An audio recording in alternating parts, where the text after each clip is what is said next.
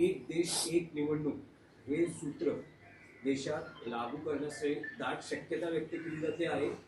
त्यासाठी स्थापन केलेल्या संसदीय समितीनं तसे संकेत दिले आहेत. ही समिती राज्य सरकार, घटनात्मक तज्ज्ञ, विविध मान्यवर यांच्याशी चर्चा करते. एक JPC ज्याला जॉईंट पार्लमेंटरी कमिटी आहे, एक देश एक निवडणूक, वन नेशन वन इलेक्शन या संदर्भात ती निर्माण केली आणि त्या कमिटीमध्ये भारतीय जनता पक्षाच्या लोकांचं बहुमत आहे, खासदार. त्याच्यामुळे इतर पक्षाचे जे सदस्य आहेत त्यांनी कितीही वेगळी भूमिका मांडली की हे लोकशाही विरोधी आहे, संविधान विरोधी आहे, संघराज्य जी आपली रचना आहे त्याला हे मानवणारं नाही, हे त्या बैठकीमध्ये, त्या मीटिंगमध्ये अनेक खासदारांनी आपलं मत व्यक्त केलं आहे. तरीही बहुमत पाशवी असल्यामुळे त्या कमिटीत BJPचं ते त्यांचा जो अजेंडा आहे तो रेटून न्यायचा प्रयत्न करत आहे. एक देश एक निवडणूक याची गरज नाही, हे आमचं मत आहे. या देशामध्ये विविधता आहे, राज्य वेगळे आहेत, प्रत्येक ठिकाणचं प्रत्येक वेळेला हवामान वेगळं असतं, मानसिकता वेगळी आहे, प्रादेशिक प्रश्न वेगळे आहेत. पण भारतीय जनता पक्षाला वन नेशन वन इलेक्शनपेक्षा वन पार्टी वन इलेक्शनमध्ये जास्त इंटरेस्ट आहे. वन पार्टी वन इलेक्शन आणि त्यांची जी वाटचाल आहे ती या माध्यमातून वन पार्टी वन इलेक्शन, दुसरा कोणताही पक्ष राहता कामा नये. आणि त्यानंतर आता त्यांचे जे महिला आरक्षणाच्या नावाखाली डिलिमिटेशन बिलाचा जो विषय चालू आहे, 850 खासदार करण्याचं आणि पुन्हा एकदा त्या माध्यमातून भाजपाला आपला देश ताब्यात घेण्याचं, तो काय त्यांचा सरळ हेतू नाही आहे. 850 खासदार झाल्यावर ते संविधानामध्ये बदल करून भारतामध्ये राष्ट्राध्यक्ष पद्धत आणण्याच्या विचारामध्ये आहे. राष्ट्राध्यक्ष पद्धत म्हणजे ट्रम्प ज्या मूर्ख पद्धतीने राज्य करतोय असा कोणी एखादा मूर्ख जो आपल्याकडे आहे तो त्या पद्धतीने इथे देशामध्ये माथेफिरूपणाने राज्य करू शकतो. प्रेसिडेन्शियल डेमोक्रेटिक पद्धत म्हणजे राष्ट्राध्यक्षाला अमर्याद अधिकार, तिथे निवडणुकांची गरजच नसते. प्रेसिडेंट मंत्रिमंडळ जे आहे आपलं हवी असलेली माणसं नेमतो, निवडून आलेल्या लोकांतूनच तुम्हाला मंत्री बनवायला पाहिजे वगैरे असं नाही कॅबिनेट. तर भाजपची वाटचाल ही आत्ता या क्षणी त्या दिशेने सुरू आहे आणि त्या दिशेने त्यांच्या बैठका आणि काम सुरू आहे. म्हणून आधी डिलिमिटेशन बिल मंजूर करायचं, डिलिमिटेशन बिल मंजूर झाल्यावरती घटनेमध्ये पूर्णपणे बदल करून संविधान बदलून मोडून या देशातली लोकशाही संपवून राष्ट्राध्यक्ष पद्धत आणायची आणि परत या देशाच्या छातीवर राष्ट्राध्यक्ष म्हणून मोदींना बसवायचं.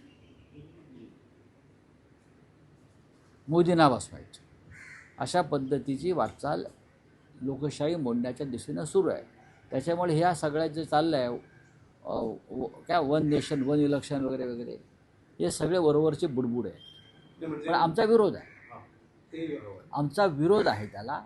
या देशामध्ये परंपरेनं भारतीय घटनेनुसार जी पद्धत सुरू आलेली आहे, भारतीय संविधानानं जी दिशा लोकशाहीला दिलेली आहे, डॉक्टर आंबेडकर आणि त्यांच्या सहकाऱ्यांनी जो मार्ग आम्हाला दिलेला आहे तो मार्ग कोणालाही असा उखडून फेकता येणार नाही. या देशाच्या संविधानानुसारच या देशातली संसद, लोकशाही आणि निवडणुका होतील, ही आमची भूमिका आहे. रावसाहेब, पुढच्या आठवड्यात संसदेचं पावसाळी अधिवेशन सुरू होतं आहे. त्याआधी असं म्हटलं जातं आहे, एक जोरदार शक्यता व्यक्त केली जाते की केंद्रीय मंत्रिमंडळात फेरबदल होऊ शकतात, विस्तार होऊ शकतो आणि काही नावं चर्चेत येत आहेत. महाराष्ट्रातली ही काही नावं चर्चेत आहेत. महाराष्ट्रातली नावं किती नावं चर्चेत आहेत महाराष्ट्रात? असं म्हटलं जातं की शिंदे शिवसेनेच्या म्हणजे सहभागी झालेल्या 6 खासदारांपैकी काहींना त्या मंत्रिमंडळात स्थान हे बघा, मिळू शकतं. अशी असं आहे एक की चर्चा आहे की देवेंद्र फडणवीस यांना केंद्रात अर्थमंत्री केलं जाऊ शकतं, अशी एक चर्चा आहे राजकीय वर्तुळात. असं आहे की 20 तारखेला संसदेचं अधिवेशन सुरू होईल आणि 20 तारीख काय आता फार लांब राहिलेली नाही. आता मेरिटवरती कोणाला प्रधानमंत्रीपद किंवा मंत्रिपद या देशामध्ये मिळण्याचे दिवस संपलेले आहेत. मेरिटवर म्हणजे गुणवत्तेवर आता हाडकं फेकली जातात. आणि हाडकं कोणापुढे फेकली जातात? ज्यांच्या गळ्यामध्ये मोदी आणि शहांनी पट्टा बांधलेला आहे अशांनाच ती हाडकं फेकली जातात. त्याच्यामुळे आता कोणाच्या पुढ्यामध्ये हाडकं फेकली जातील, मग तो मिंदे गट असेल किंवा आमच्याकडून फुटलेले जे 6 आहेत त्यांना हाडकं आता कोणाच्या तोंडात हाडूक दिलं जातं आहे ते पाहू. पण एक मात्र नक्की, केंद्रामध्ये काही अशा विशिष्ट हालचाली सुरू आहेत. केंद्रीय मंत्रिमंडळामध्ये काही महत्त्वाचे फेरबदल करण्यासंदर्भात पण गेल्या अनेक काळापासून सुरू आहेत. त्याच्यात अर्थमंत्री बदलले जातील, कोणी म्हणते परराष्ट्र व्यवहार मंत्री बदलले जातील, कोणी म्हणतात राजनाथ सिंग यांनाच घरी पाठवलं जाईल. अशा प्रकारच्या बातम्या चर्चेमध्ये आहेत. आणि मग महाराष्ट्रातून देवेंद्र फडणवीस हे सातत्यानं केंद्रात जातील, केंद्रात जातील, केंद्रात जातील असं म्हटलं जातं. आता केंद्रात जातील म्हणजे काय करणार? आमच्या त्यांना शुभेच्छा आहेत की 2029 पूर्वी जर तुम्हाला पंतप्रधान पदाची संधी मिळाली तर महाराष्ट्राला आनंद होईल मराठी माणूस झाला म्हणून. माननीय उद्धव ठाकरे साहेबांनी पण त्यांना त्या प्रकारच्या शुभेच्छा दिल्या. कारण 2029 नंतर भाजपचं राज्य इथे येणार नाही आहे. त्याच्यामुळे जे काय करायचं आहे ते 2029च्या आधीच तुम्ही करा. 2029 नंतर ना मोदी राहतील ना अन्य कोणी राहणार. त्याच्यामुळे देवेंद्र फडणवीस यांना 2029 पूर्वी ज्या काही हालचाली करायच्या आहेत त्या त्यांनी करून घ्याव्या. अशा मला त्यांना शुभेच्छा आहेत. त्यामुळे एकनाथ शिंदे आपली ताकद वाढवण्याचा प्रयत्न करत पुन्हा आता आमदार फोडण्याची पण देखील तयारी आहे. राष्ट्रवादीचे तुमच्या पक्षाचे संपर्क त्यांना बघा, ते फोडतायत, ते फोडण्याचा प्रयत्न करतायत. प्रचंड पैसे आहेत. पैसे त्यांच्या दरेगावातल्या शेतामध्ये उगवत नाहीत. ते पैसे काय ते मिसिंग लिंक 2,500 कोटीचं ओव्हर बजेट, म्हणजे लुटलेलेच पैसे आहेत ना हे. अशा पैशातून आमदार खासदार विकत घ्यायचे हे त्यांचं धोरण आहे. आणि हे अशा प्रकारची माणसंही देशाला घातक आहे. राजकारणाला नाही, देशाला घातक आहे. देशाच्या अर्थव्यवस्थेशी खेळ करणं म्हणजे हा एक आर्थिक दहशतवाद आहे. तुम्ही आजच महालेखापालांचं रिपोर्ट पाहिला असेल. त्यांनी महाराष्ट्राच्या आर्थिक बेशिस्तीवरती अत्यंत कठोर शब्दामध्ये कोरडे ओढले आहेत. ही आर्थिक बेशिस्त अशीच चालत राहिली तर महाराष्ट्राला कोणी यापुढे 1 रुपयासुद्धा कर्ज देणार नाही. आता हे तर विरोधी पक्षाने सांगितलेलं नाही. ही महाराष्ट्राची बदनामी आम्ही केली नाही. केंद्र सरकारचेच महालेखापाल आहेत, त्यांनी ही बदनामी केली असेल महाराष्ट्राची तर देवेंद्र फडणवीसांनी त्या महालेखापालांना बघून घेतलं पाहिजे. बरं का? त्यांना बघून घेतलं पाहिजे, त्यांच्यावर कठोर कारवाई केली पाहिजे की तुम्ही महाराष्ट्राविषयी असं कसं काय म्हणू शकता, जरी ते सत्य असलं तरी. अशी मला त्यांना आता सांगायचं आहे. एक याच्यातलाच विषय आहे. राजकारणात जर त्याला महत्व नसतं, जर तरी आपण अशी एक शक्यता मानू की फडणवीस जर केंद्रात गेले मंत्री म्हणून तर तुम्हाला काय वाटतं की राज्याची सूत्र कोणाकडे येऊ शकतात? चंद्रशेखर बावनकुळेंकडे येतील. तुम्हाला वाटत असेल मी आणखीन कोणाचं नाव घेईन तर मला जे चित्र दिसतं आहे त्यानुसार विदर्भातले चंद्रशेखर बावनकुळे हे देवेंद्र फडणवीस यांच्यानंतर मुख्यमंत्रीपदासाठी योग्य नेते मला नेहमी दिसतात. सगळ्यांशी संवाद ठेवणारे, सांभाळून घेणारे. एकनाथ शिंदे परत मुख्यमंत्री होणार नाहीत, अजिबात होणार नाही. बरोबर आहे. गिरीश महाजन यांचा रेकॉर्ड अत्यंत खराब आहे, अत्यंत खराब आहे. त्याच्यामुळे या क्षणी ज्येष्ठ मंत्री म्हणून जर ते केंद्रात गेले, आम्ही तर म्हणू मुख्यमंत्री व्हा, प्रधानमंत्री व्हा 2029च्या आधी, तर 100% मला असं वाटतं की चंद्रशेखर बावनकुळे यांचा विचार आणि शिफारस हे स्वतः देवेंद्र फडणवीसच करते, हे माझं आकलन. तुमच्या तुमच्या शुभेच्छा असतील बावनकुळेंना, जर असं झालं तर पाठिंबा सोडा, पण शुभेच्छा असतील. बघा, राज्याच्या मुख्यमंत्रीपदी येणाऱ्या योग्य व्यक्तीला नेहमी शुभेच्छा दिला पाहिजे, जो राज्याचं हित पाहिल, जो राज्य योग्य दिशेने पुढे घेऊन जाईल आणि जो या राज्याचा स्वाभिमान टिकवेल, अशी कोणी व्यक्ती असेल तर त्याला शुभेच्छा देणं हे आमचं कर्तव्य आहे. असं काय त्यात चुकीचं काय आहे? मी तुम्हाला माझा अंदाज आणि माझं आकलन सांगितलं. त्यांच्या पक्षातले निर्णय घेणारे आम्ही नाही आहोत, पण असं घडू शकेल किंवा असं घडण्याची शक्यता आहे. आता राम मंदिराविषयी आपण काय विचारू? राम मंदिर चोरीवर काल एकनाथ असताना दाम आणि सत्तेतून गेल्यानंतर राम आपल्या पक्षाला बघा, आणि सिद्धिविनायकाच्या दानपेटीवर डल्ला मारला कोणी? उद्धव ठाकरेंचं सरकार असताना. हो त्यांच्या काय? सहकार्याने त्यांच्या डल्ला- सहकार्याने आदेश बांदेकरांच्या दिशेने रोख आहे.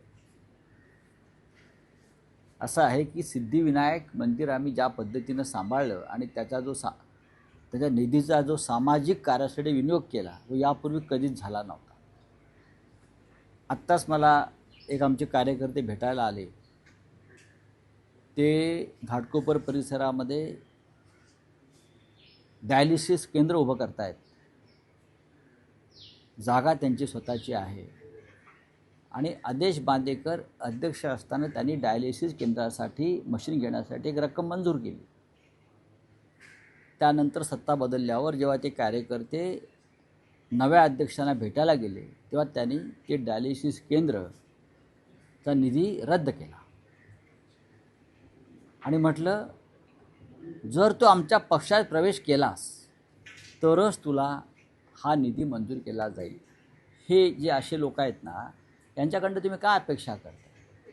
सिद्धिविनायक केंद्रातनं सिद्धिविनायक मंदिराच्या न्यासानं आदेश बांदेकर, संजय सावंत हे सगळे लोक असताना जेवढं उत्तम काम केलं तेवढं कधीच ते काम होऊ शकलं नाही. आता राम मंदिराचा विषय काढला म्हणून तुम्हाला सांगतो, 18 जुलैला शिवसेना पक्षप्रमुख नागपूरला रामरक्षा आंदोलनात सहभागी होण्यासाठी येत आहेत.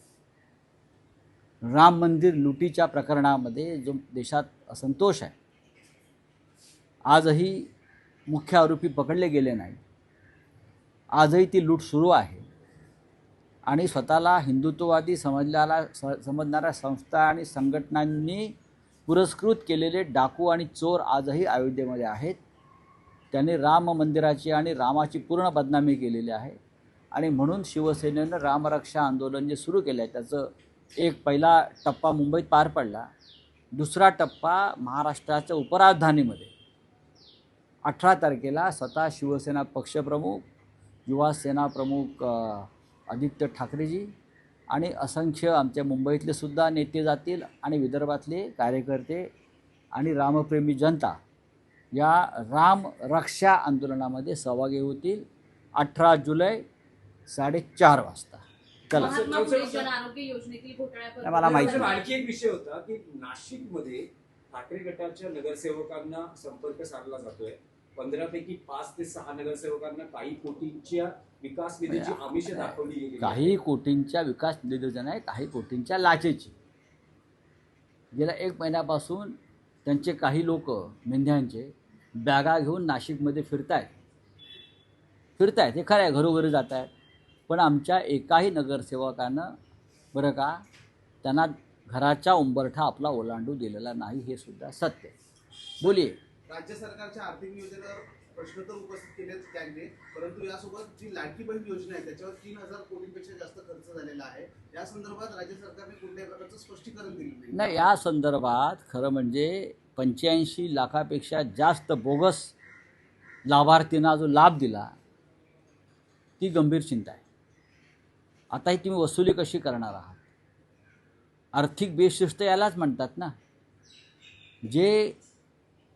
ज्यांची गुणवत्ता नाही, ज्यांना मेरिटवर हा लाभ घेता येत नाही, अशा लाखो बोगस लोकांना मतं विकत घेण्यासाठी, निवडणुका जिंकण्यासाठी तुम्ही शेकडो कोटी रुपये दिले. हीच आर्थिक बेशिस्त आहे. आता काय करणार आहात तुम्ही सांगा ना. ही बदनामी जी महाराष्ट्राची होते आहे आर्थिक बेशिस्तीसंदर्भात, त्याच्याबरोबर खरं म्हणजे राज्याच्या मुख्यमंत्र्यांनी पदत्याग केला पाहिजे. इतका हा कलंक लागला महाराष्ट्राला. बोलिए. अरे अरे अरे एकनाथ शिंदे को भूल जाओ यार. कौन एकनाथ शिंदे, छोड़ो. देखो सिद्धिविनायक ट्रस्ट ये हमारे दिल के बहुत करीब है. ये मंदिर हमारे लोगों ने वहाँ इतना अच्छा काम किया है, गरीब लोगों को इतनी सहायता दी है, आपको मालूम है, जाकर देखिए आप. और हमारे अभी भी वहाँ लोग जो है वो अभी जो उनका नया न्यास बना है वो राम मंदिर ट्रस्ट जैसा है. लूटने वाले लोग बैठे, उनके चोरी को हम नियंत्रित कर रहे हैं आज भी, इसलिए उनका वो गुस्सा है एकनाथ शिंदे का. हम उनको चोरी नहीं करने दे रहे सिद्धिविनायक मंदिर में. मार्च महिन्यात असा एक गुन्हा दाखल झाला की कर्मचाऱ्यांनी चोरी केल्याचं समोर आलं. कोणाच्या? सिद्धिविनायक मंदिरात. बरं मग मार्च महिन्यात ना कोणाचं सरकार होतं? अभी देखो ना, एकनाथ शिंदे को जाकर किसी ने बताना चाहिए. अब आपका चेयरमैन आया है वहाँ, तो आप उनके तरफ ज़रा उंगली दिखाइए. चलो. सर आपका नागपुर में दौरा है, उसके बारे में बताइए. उद्धव ठाकरे जी 18 जुलाई को नागपुर जाएंगे. राम मंदिर की जो लूट चल रही है उसके खिलाफ जो हमने आंदोलन शुरू किया है, मुंबई में शुरू हो गया है. अब उनका दूसरा आंदोलन है राम रक्षा आंदोलन, वो नागपुर में होगा. उद्धव ठाकरे साहब, आदित्य ठाकरे जी और पार्टी के सभी नेता 18 जुलाई को नागपुर पहुंचेंगे और आंदोलन करेंगे.